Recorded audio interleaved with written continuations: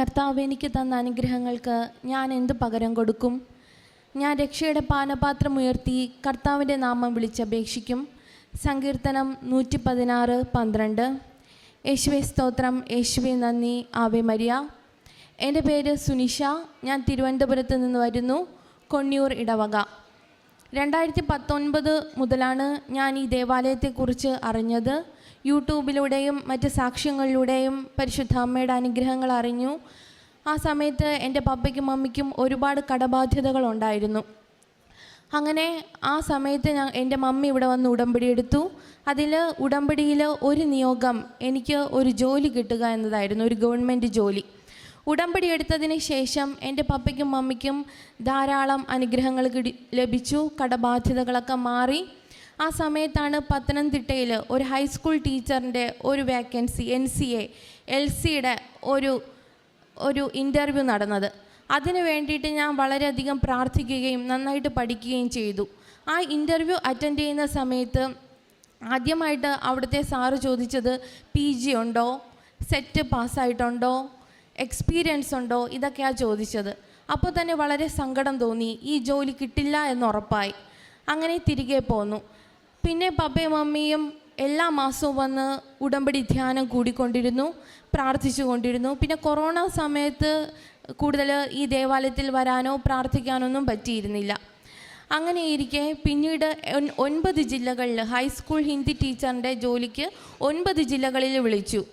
അപ്പോൾ തിരുവനന്തപുരം ഉണ്ടായിരുന്നു, കൊല്ലം ഉണ്ടായിരുന്നു, പത്തനംതിട്ട. അതിൽ എൻ്റെ ജില്ല തിരുവനന്തപുരമായിരുന്നു. അപ്പം ഞാൻ പപ്പയോട് ചോദിച്ചു, പപ്പേ ഞാൻ ഏത് ജില്ല വയ്ക്കണം എക്സാം എഴുതാൻ? അപ്പോൾ പപ്പ പറഞ്ഞു, നീ തിരുവനന്തപുരം വെച്ചാൽ മതി എന്ന് പറഞ്ഞു. കാരണം പപ്പയ്ക്ക് മറ്റ് ജില്ലകളിൽ കൊണ്ടുപോയി എക്സാം എഴുതിപ്പിക്കാനൊന്നുള്ള സാധ്യതയില്ല. എൻ്റെ ഹസ്ബൻഡ് ആർമിയിലായിരുന്നു, അദ്ദേഹവും നാട്ടിൽ കാണത്തില്ല എക്സാമിൻ്റെ സമയത്ത്. അപ്പം ഞാനൊരു കാര്യം ചെയ്തു. ഞാൻ എൻ്റെ മമ്മിയുടെ ഉടമ്പടി കാശ് രൂപം എൻ്റെ മൂത്ത മകളുടെ കയ്യിൽ കൊടുത്തിട്ട് തിരുഹൃദയത്തിൻ്റെ രൂപത്തിന് മുന്നിലിരുന്നിട്ട് 9 ജില്ലകളും എഴുതി ആ കുറിയിട്ടു. എന്നിട്ട് മൂത്ത മകളെ കൊണ്ട് ആ കാശ് രൂപം ഇരുന്ന കൈ വെച്ച് ഒരു ജില്ല അവൾ സെലക്ട് ചെയ്തു. അത് കോഴിക്കോട് ജില്ലയായിരുന്നു. അവളെ കൊണ്ട് എടുപ്പിക്കാൻ കാരണം 2 തവണ പരിശുദ്ധ അമ്മയുടെ മാധ്യസ്ഥതാൽ അവൾക്ക് രോഗസൗഖ്യം ലഭിച്ചിരുന്നു. അവൾക്കുള്ള ശരീരത്തിലുള്ള അരിമ്പാറ മാറിയിരുന്നു. കണ്ണിൽ അലർജി രോഗമെല്ലാം അമ്മയുടെ മാധ്യസ്ഥതാലാണ് മാറിയത്. അപ്പോൾ ഞാൻ വിശ്വാസപൂർവ്വം കോഴിക്കോട് ജില്ലേനെ തിരഞ്ഞെടുത്ത് വെച്ചു. എന്നിട്ട് എക്സാമിന് വേണ്ടിയിട്ട് തയ്യാറായി. എക്സാം എഴുതുന്നതിനും 2 ദിവസം മുന്നേ ഞാൻ ഇവിടെ വന്നു, അൾത്താരയിൽ അമ്മയെ നോക്കി പ്രാർത്ഥിച്ചു. ഹോൾ ടിക്കറ്റ് ഇവിടെ കൊണ്ടുവന്ന് പ്രാർത്ഥിച്ചു. എന്നിട്ട് ഞാൻ അമ്മയോട് പറഞ്ഞു, അമ്മ എൻ്റെ കഴിവുകൊണ്ട് എനിക്ക് എന്തായാലും ഒരു ജോലി കിട്ടത്തില്ല, പരിശുദ്ധ അമ്മ വിചാരിച്ചാലേ പറ്റത്തുള്ളൂ എന്ന് പ്രാർത്ഥിച്ചു. എന്നിട്ട് ഞാൻ പറഞ്ഞു, ഒരു ജോലി കിട്ടിക്കഴിഞ്ഞാൽ ഞാൻ ഉറപ്പായും വന്ന് ഉടമ്പടി എടുത്തോളാമെന്ന് പറഞ്ഞിട്ട് ഞാനങ്ങ് പോയി. എന്നിട്ട് ഞാൻ ഈശോയോട് പ്രാർത്ഥിച്ചു, ഈശോയെ PSC എക്സാം വരുമ്പോൾ നമുക്ക് നെഗറ്റീവ് മാർക്കൊക്കെ ഒരുപാട് വരും. അപ്പോൾ ഞാൻ പ്രാർത്ഥിച്ചു, എത്ര ക്വസ്റ്റ്യൻസ് ഞാൻ അറ്റൻഡ് ചെയ്യണമെന്ന് ചോദിച്ചു. അപ്പോൾ ബൈബിളിൽ വന്ന വചനം ഇതായിരുന്നു, 1 സാമുവേൽ 18-ാം അധ്യായം 14-ാം വാക്യം. കർത്താവ് കൂടെ ഉള്ളതിനാൽ ദാവീദ് എല്ലാ ഉദ്യമങ്ങളിലും വിജയം വരിച്ചു. അപ്പോൾ എനിക്ക് വിശ്വാസമായി, എൻ്റെ കൂടെ ഞാൻ എക്സാം എഴുതുന്ന സമയത്ത് എൻ്റെ ഈശോ കൂടെ ഉണ്ടാവും, എൻ്റെ മാതാവ് കൂടെ വരും. ഞാൻ അങ്ങനെ വിശ്വാസത്തോടെ ധൈര്യപൂർവ്വം ഞാൻ എക്സാം ഹാളിലേക്ക് പോയി. മമ്മി പ്രാർത്ഥിച്ചു തന്ന ഉടമ്പടി കാശ് രൂപം മുറുകെ പിടിച്ച് 38 ക്വസ്റ്റ്യൻസിൻ്റെ ആൻസർ ഞാൻ ധൈര്യപൂർവ്വം എഴുതി. പിന്നീട് എനിക്ക് ഒരുപാട് സംശയം ഉണ്ടായിരുന്നു, ഇത് എഴുതണോ, അറ്റൻഡ് ചെയ്യണോ, അറ്റൻഡ് ചെയ്താൽ എല്ലാം മൈനസായി പോകത്തില്ലേ?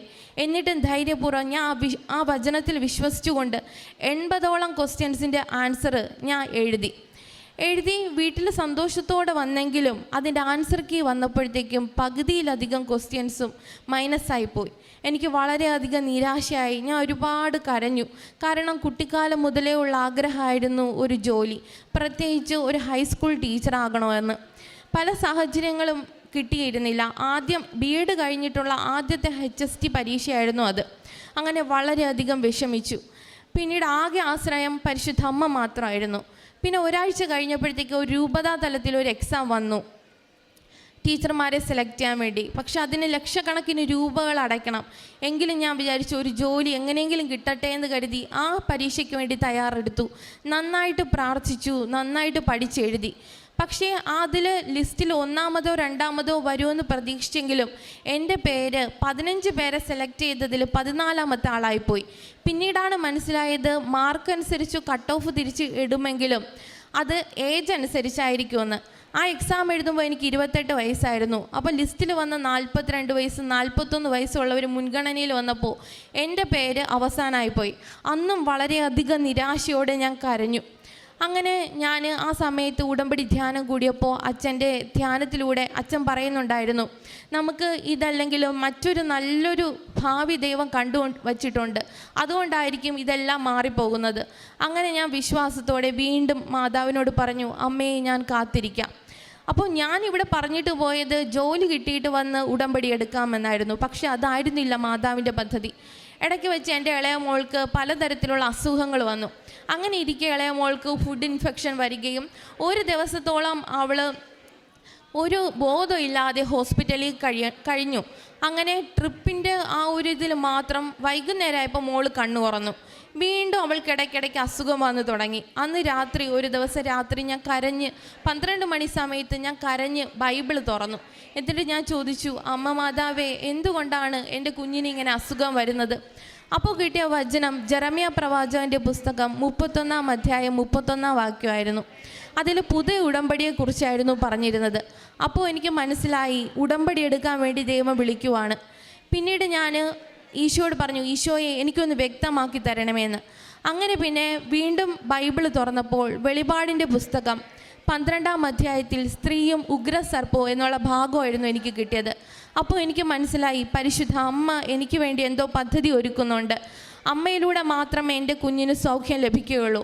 അങ്ങനെ ഞാൻ 2 ദിവസത്തിനുള്ളിൽ ഞാൻ ഈ ദേവാലയത്തിൽ വന്നു, ഉടമ്പടി എടുത്തു. 2022 നവംബർ 11 ഞാൻ ഇവിടെ വന്ന് ഉടമ്പടി എടുത്തു. ഒരത്ഭുതമെന്ന് പറയട്ടെ, അന്ന് എനിക്ക് എൻ്റെ PSC പ്രൊഫൈലിൽ കോഴിക്കോട് ജില്ലയിലുള്ള സർട്ടിഫിക്കറ്റ്, PSC ഓഫീസിൽ നിന്ന് സർട്ടിഫിക്കറ്റ് വെരിഫിക്കേഷന് വേണ്ടിയിട്ട് സർട്ടിഫിക്കറ്റ് അപ്ലോഡ് ചെയ്യാൻ വേണ്ടിയിട്ട് മെസ്സേജ് വന്നിരുന്നു. ഞാനിതറിഞ്ഞില്ല, കാരണം എനിക്ക് കിട്ടില്ലെന്നായിരുന്നു എൻ്റെ ബോധ്യം. പിന്നീട് കുറച്ച് നാളുകൾ കഴിഞ്ഞു. 25-ാം തീയതി അപ്പോൾ PSC ഓഫീസിൽ നിന്ന് എന്നെ വിളിച്ചു, നോൺ ക്രീമി ലെയർ സർട്ടിഫിക്കറ്റ് പുതിയതായിട്ടുള്ളത് നിങ്ങൾ അപ്ലോഡ് ചെയ്യണമെന്ന്. അങ്ങനെ ഞാൻ അന്ന് തന്നെ പോയി സർട്ടിഫിക്കറ്റ് എല്ലാം അപ്ലോഡ് ചെയ്തു. അതെല്ലാം ചെയ്ത് കഴിഞ്ഞു. പിന്നീട് നോക്കിയപ്പോൾ കോഴിക്കോട് ജില്ലയിലുള്ള ഷോർട്ട് ലിസ്റ്റ് വന്നു. ഷോർട്ട് ലിസ്റ്റിൽ എൻ്റെ പേരുണ്ടായിരുന്നു. പിന്നെ ഇൻ്റർവ്യൂവിന് പോയി. ഇൻ്റർവ്യൂവിന് ഒരു മെയ് 18-നായിരുന്നു ഇൻ്റർവ്യൂവും മാതാവിനോട് പ്രാർത്ഥിച്ച് ഇൻ്റർവ്യൂ കഴിഞ്ഞു. അത് കഴിഞ്ഞിട്ട് റാങ്ക് ലിസ്റ്റ് വന്നു. ഞാൻ അമ്മയോട് ഈ അൾത്താരയിൽ വന്ന് പറഞ്ഞത് ഇതായിരുന്നു, മാതാവേ, റാങ്ക് ലിസ്റ്റ് 3 വർഷത്തെ കാലാവധിയാണ്, അതിൽ അവസാനത്തെ ഉദ്യോഗാർത്ഥിയായിട്ട് എന്നെ വിളിക്കണേന്ന് ഞാൻ പ്രാർത്ഥിച്ചു. പക്ഷേ റാങ്ക് ലിസ്റ്റ് വന്നപ്പോൾ LCയിൽ ലാറ്റിൻ ക്രിസ്ത്യനിൽ 1ാമത്തെ പേര് എൻ്റേതായിരുന്നു. അപ്പോൾ എനിക്ക് മനസ്സിലായി അമ്മ എൻ്റെ പ്രാർത്ഥന കേട്ടു. ഈ 3 വർഷത്തിനകത്ത് എപ്പോഴെങ്കിലും എനിക്ക് ജോലി കിട്ടുമെന്ന് ഉറപ്പായിരുന്നു. അങ്ങനെ പിന്നീട് വാട്സപ്പ് ഗ്രൂപ്പിലൂടെ എല്ലാം ഫ്രണ്ട്സ് ഷെയർ ചെയ്തു. റൊട്ടേഷൻ അനുസരിച്ച് PSC റൊട്ടേഷൻ അനുസരിച്ച് അടുത്ത നിയമനം ലഭിക്കേണ്ടത് LCയിലുള്ള ആൾക്കാണെന്ന്. അപ്പോൾ ഞാൻ 3 വർഷത്തിൽ അവസാനത്തെ കുട്ടിയായി എനിക്ക് ജോലി നൽകണേ എന്ന് പ്രാർത്ഥിച്ചപ്പോൾ എൻ്റെ മാതാവ് ആദ്യത്തെ അഡ്വൈസിൽ തന്നെ 17 പേരിൽ എൻ്റെ പേരും അതിലുണ്ടായിരുന്നു. എനിക്ക് ജോലി നൽകി. നവംബർ 22, 2023 ഞാൻ ജോലിയിൽ പ്രവേശിച്ചു. ഇപ്പോൾ 5 മാസമായി. വേറൊരു ജില്ലയിൽ ജോലി ചെയ്യാൻ പോകുമ്പോൾ വളരെ ബുദ്ധിമുട്ടൊക്കെ തോന്നുമെന്ന് വിചാരിച്ചു. പക്ഷെ ആ ബുദ്ധിമുട്ടൊന്നും ഉണ്ടായില്ല. നിനക്ക് മുന്നേ ഞാൻ നിൻ്റെ ദൂതനെ നിനക്ക് മുന്നേ അയക്കുമെന്നുള്ള വചനപ്രകാരം എനിക്ക് മുന്നേ ഈശോ എല്ലാം സജ്ജമാക്കിയിരുന്നു. ഞങ്ങൾക്ക് താമസിക്കാനുള്ള നല്ലൊരു വാടക വീട്, ആ സ്കൂളിന് അടുത്ത് മക്കൾക്ക് പഠിക്കാനുള്ള സ്കൂൾ അതിനടുത്ത് തന്നെ കിട്ടി. അങ്ങനെയുള്ള വലിയ അനുഗ്രഹങ്ങളെല്ലാം പരിശുദ്ധ അമ്മ വഴിയായി ഈശോ എനിക്ക് നൽകി. അതുപോലെ എൻ്റെ ഇളയ മകൾക്ക് രോഗപ്രതിരോധ ശേഷി കുറവായിരുന്നു. അവൾക്ക് പല സമയത്ത് രോഗങ്ങൾ വന്നുകൊണ്ടിരിക്കും. അംഗൻവാടി പഠിക്കുമ്പോഴെല്ലാം 2 ദിവസം പോയാൽ പിന്നെ 1 മാസം പോകാൻ പറ്റത്തില്ല, കുളിപ്പിക്കാൻ പറ്റത്തില്ല, ശ്വാസ തടസ്സം. അങ്ങനെ പിന്നെ അവളെ കാണിച്ചുകൊണ്ടിരുന്ന പീഡിയാട്രിഷ്യൻ കിംസി കാണിക്കാൻ പറഞ്ഞു. അവിടെ കാണിച്ചപ്പോൾ അവിടുത്തെ ഡോക്ടർ പറഞ്ഞു, ആസ്മയുടെ ആരംഭമാണ്, നിങ്ങൾ 1 മാസത്തോളം കുഞ്ഞിന് ഈ ഗുളിക കൊടുക്കാൻ പറഞ്ഞു. അപ്പോഴെനിക്ക് വളരെ സങ്കടം തോന്നി. ഞാൻ ആ ഗുളിക ഒന്നും കൊടുക്കാതെ അതങ്ങ് മാറ്റിവെച്ചു. എന്നിട്ട് എന്നും കുടുംബ പ്രാർത്ഥന കഴിയുമ്പോൾ ഇച്ചിരി ഉടമ്പടി ഉപ്പിട്ട് വെള്ളം മോൾക്ക് കൊടുക്കും. ഉടമ്പടി തൈലം നെഞ്ചത്ത് കുരിശ് വരച്ച് പ്രാർത്ഥിച്ചു. ഇപ്പോൾ മോക്ക് ശ്വാസസംബന്ധമായ ഒരസുഖവും ഇല്ല. ഇടയ്ക്ക് യൂറിൻ ഇൻഫെക്ഷനും പരമായിട്ട് അസുഖങ്ങളൊക്കെ വന്നിരുന്നു. ഉടമ്പടി നേർച്ച വസ്തുക്കളിൽ കൂടെ തന്നെ അതെല്ലാം സൗഖ്യപ്പെട്ടു. ഇതുപോലെ ഓരോ നിമിഷവും അമ്മയുടെയും ഈശോയുടെയും സാന്നിധ്യം ഞാനും എൻ്റെ കുടുംബവും അനുഭവിച്ചു കൊണ്ടിരിക്കുന്നു. ഇത്രയേറെ വലിയ അനുഗ്രഹങ്ങൾ തന്ന ഈശോയ്ക്കും അമ്മയ്ക്കും നന്ദി. പിന്നെ പ്രേക്ഷിത പ്രവർത്തനങ്ങളിൽ ഞാൻ അക്രൈസ്തവർക്കായിരുന്നു കൂടുതലും പത്രങ്ങൾ വിതരണം ചെയ്തിരുന്നത്. ഓട്ടോ ഡ്രൈവേഴ്സിനൊക്കെ ഞാൻ പത്രം കൊടുത്തിരുന്നു. ആശുപത്രികളിൽ പോയി പത്രപ്രേക്ഷിതത്വം നിർവഹിച്ചിരുന്നു. പിന്നെ ആവുന്ന വിധത്തിലെല്ലാം പാവപ്പെട്ടവരെ സഹായിച്ചു. ചാരിറ്റബിളിലെല്ലാം സഹായങ്ങളെല്ലാം നൽകി വരുന്നു.